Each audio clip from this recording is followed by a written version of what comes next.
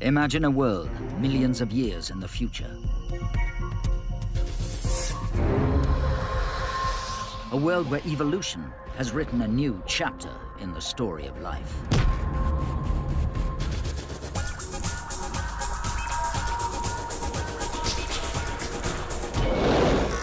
The world is inhabited by very strange creatures, like nothing the Earth has ever seen.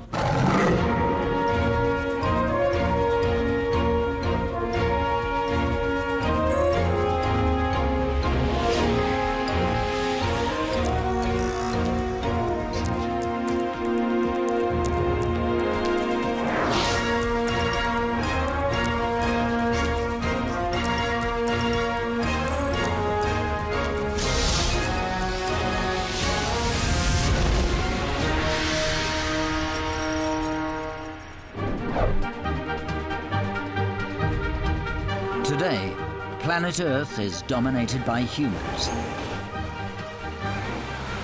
There are over 6 billion of us. But what would happen to the planet if there were no people? Just imagine that people were to disappear from this world. Many familiar animals, the big cats, the bears, and the wolves, already endangered, already under threat from us, will disappear in a few thousand years. The planet and the survivors will carry on without us, and evolution, natural selection, will create new and bizarre life.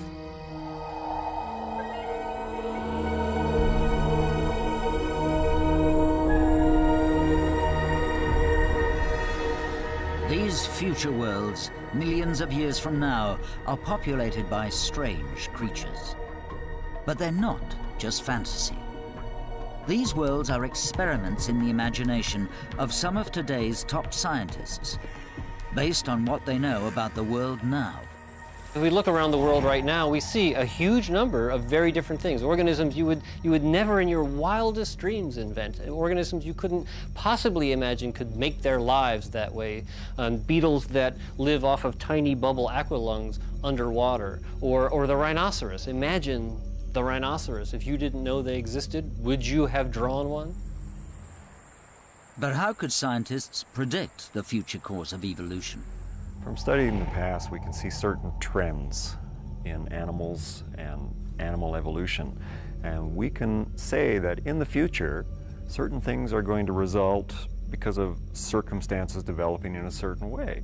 So there are a whole series of rules, as it were, of how life has evolved, how life has changed and adapted through time, that we can test by taking our understanding of the present day and looking back in the past. It is no great leap of faith, then, to turn around and go in the other direction to the future, to go forward and create some of the organisms which are unusual, imaginative, but possible. This team of scientists created 3 periods in the future. The first is 5 million years from now, when life is challenged by a new ice age. Anything that survives here has had to adapt quickly to a freezing, glacial world.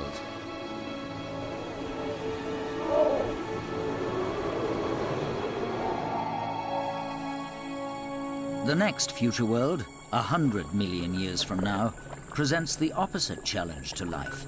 This world is hot and humid, and has been since the end of the Ice Age, giving evolution a long time to shape the animals of this hothouse world. And finally, the scientists chose a period 200 million years from now, when the Earth is unrecognizable.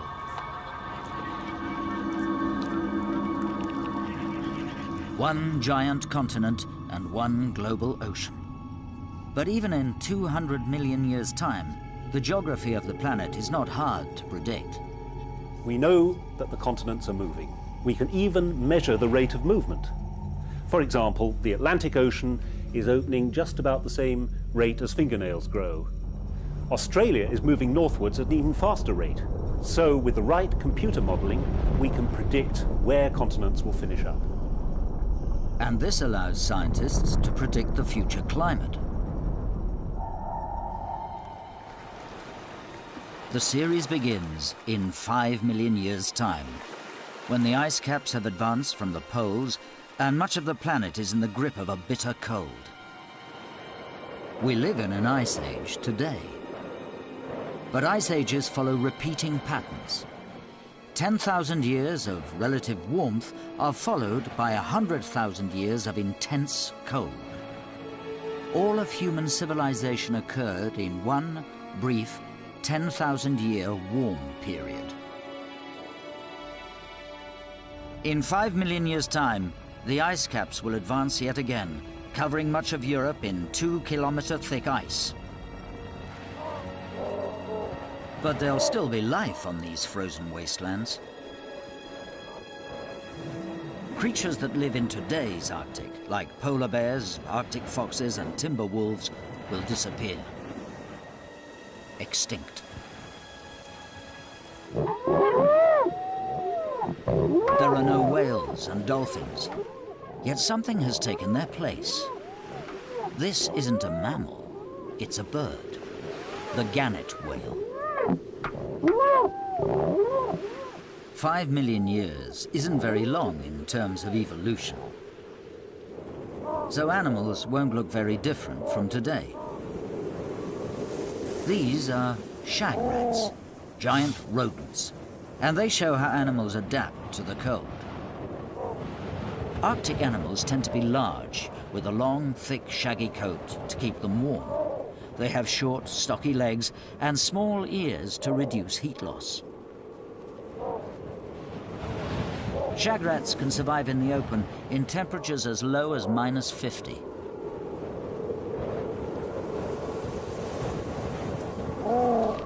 The real threat comes from a predator, the snow stalker.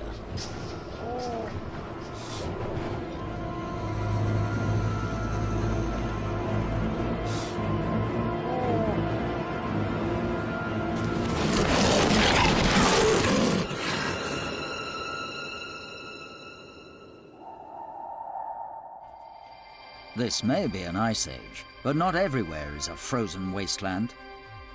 This isn't snow, but salt. A vast salt desert has replaced what was once the clear blue water of the Mediterranean. The Earth's continents don't move far in 5 million years, but when Africa collides with Europe, the Straits of Gibraltar will be closed. An ice age climate is very dry, so this will have a devastating effect on the Mediterranean. The Mediterranean will dry out until it becomes one vast salt pan. There will be small lakes of hypersaline water left behind, the only water in the Mediterranean. But the old holiday islands of Cyprus and Malta and Crete will stand up as small mountains in the middle of this sea of salt. Not much can survive in the center of these salt flats, but there is something living here. Cryptiles. Cryptiles share the desert with billions of flies, their only source of food.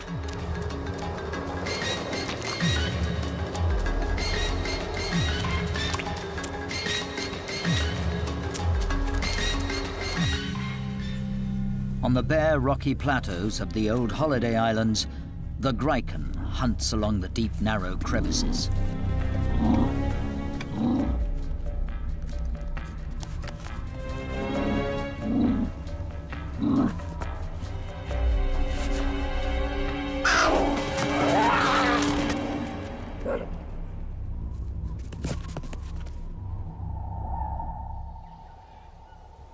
In the dry, Ice Age climate, the vast Amazon rainforest died out, to be replaced by grass. Without the cover of the forest, a few monkeys survived and adapted to life on the prairie.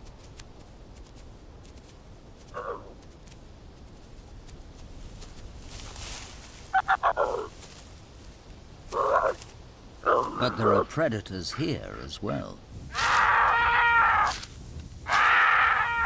Kara killers.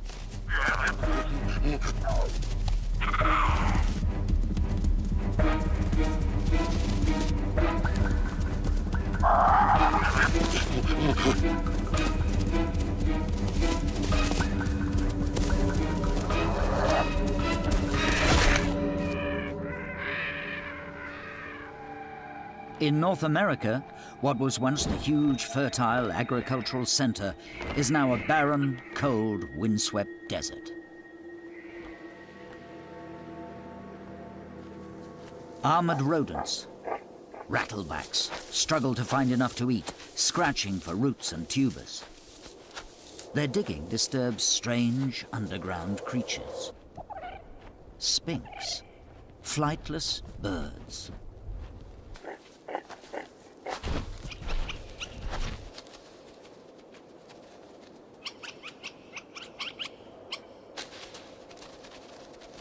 Eventually, the Ice Age will pass.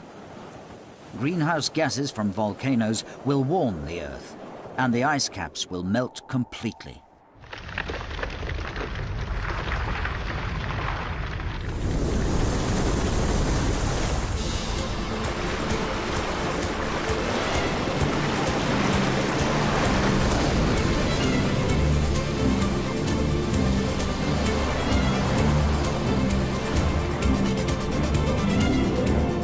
A 100 million years from now, the Earth is much warmer than today and has been for millions of years.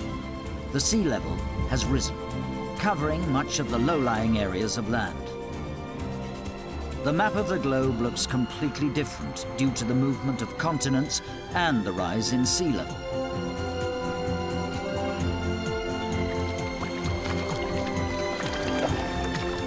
These shallow seas support a very strange creature, the ocean phantom. It is not one animal, but a colony of creatures that work together, feeding on swimming sea slugs, reef gliders.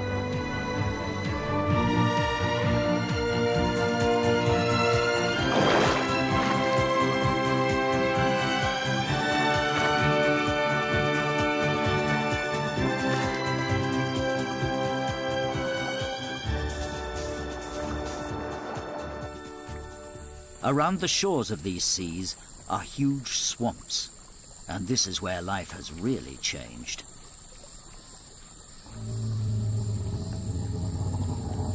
Over tens of millions of years, new creatures have evolved.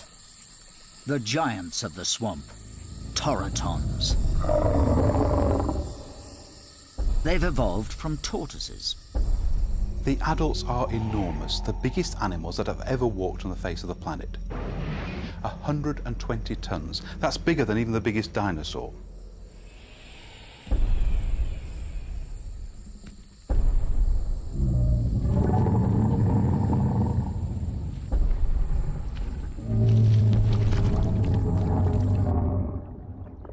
In the dark, murky waters of the swamp, the lurkfish senses its prey by electricity, then kills it with a shock of over 1,000 volts.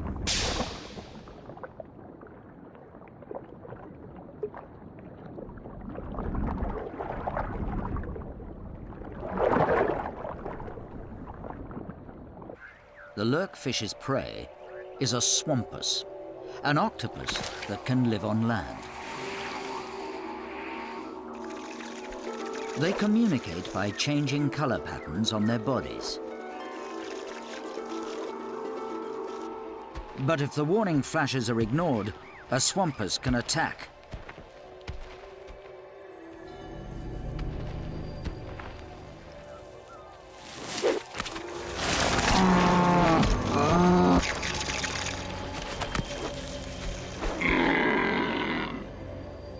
The swampus has a bite so poisonous it can even kill a torriton.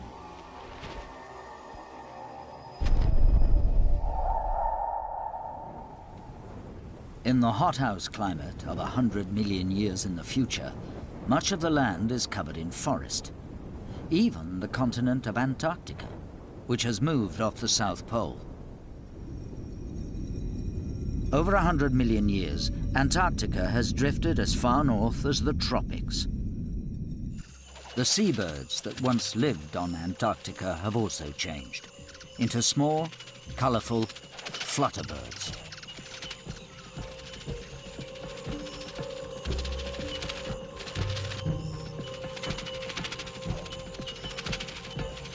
And there are huge bird-eating insects in this forest.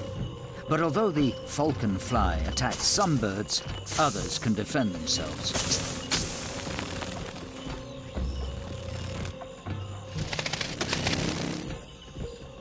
These insects, spitfire beetles, have another way to attack flutterbirds. They cooperate.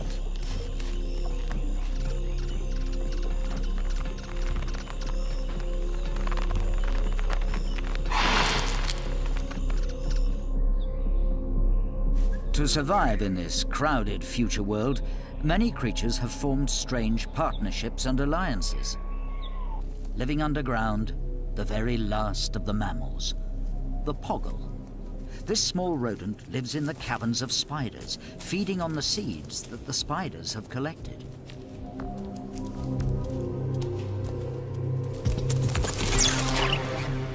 But the spiders are farming the poggles, then feeding them to their massive queen.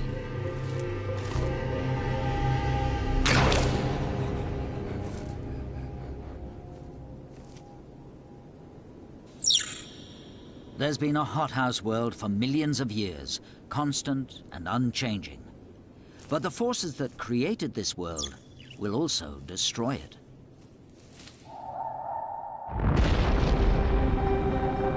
Volcanoes become more active, spewing out poisonous gases and clouds of dust, and wiping out most of life on Earth.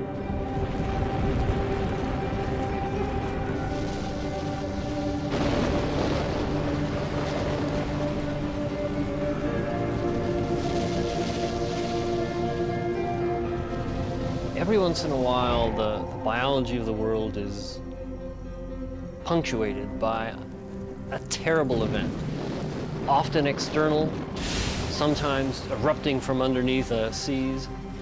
Those terrible environmental events wipe out 80%, 90%, 95% of the species in the world, and they're called mass extinctions.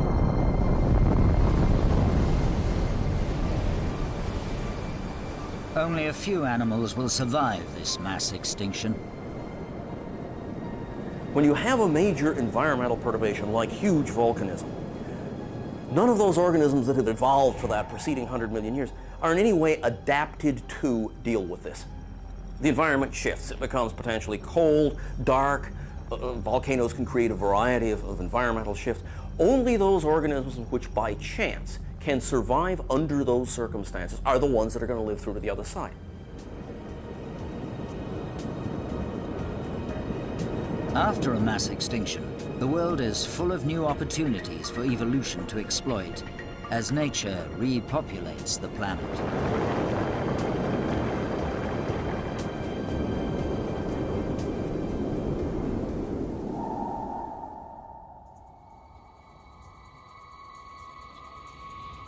In the third time period, 200 million years in the future, 100 million years after the mass extinction, life has bounced back.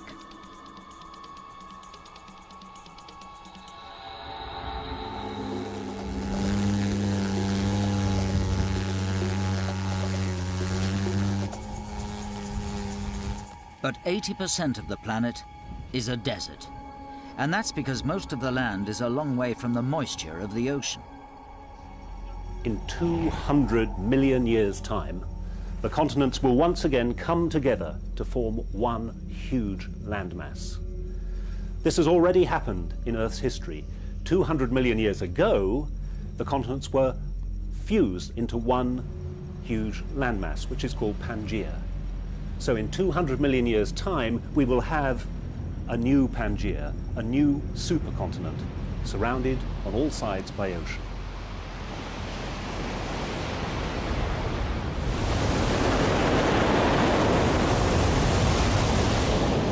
The global ocean stretches for 20,000 kilometers.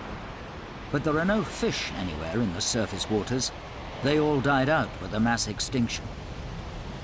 Instead, there are silver swimmers, evolved from microscopic plankton. There are thousands of different species.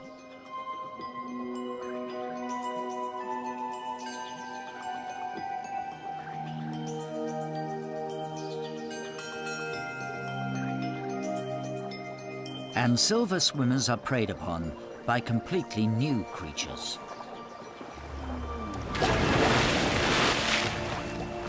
Fish. 200 million years from now, in the absence of birds, they rule the skies. Beyond the mountains that stretch down the coast of the supercontinent, most of the land is empty. But there are very isolated oases where water reaches the surface. Here, garden worms bask in the sun. But their enemies are on the warpath. These are pterobites, evolved from termites.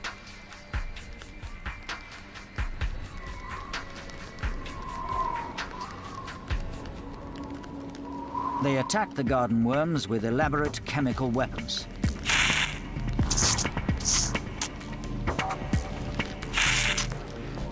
Which animals survived the mass extinction was simply a matter of chance. Left alone, with enough time, even a snail can evolve to live in a desert. This is a desert hopper.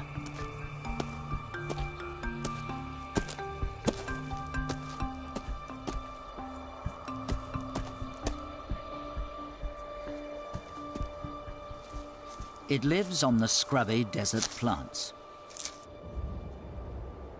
But not everywhere in this future world is desert. In the northwest corner of the supercontinent, moist winds from the global ocean have created a forest where it rains every day.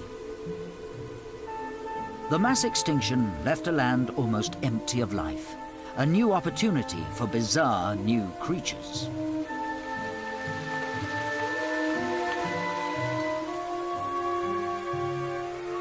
There are fish living inside the forest. And lichen trees 10 meters high that are descended from the tiny lichens that encrust rocks today.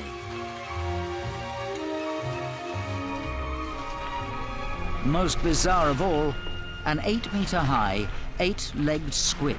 A mega squid.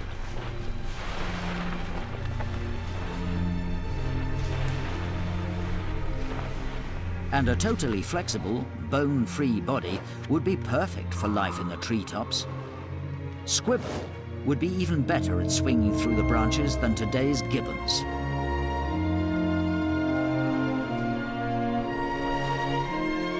But the idea of squid swinging through the trees 200 million years from now, is it really feasible?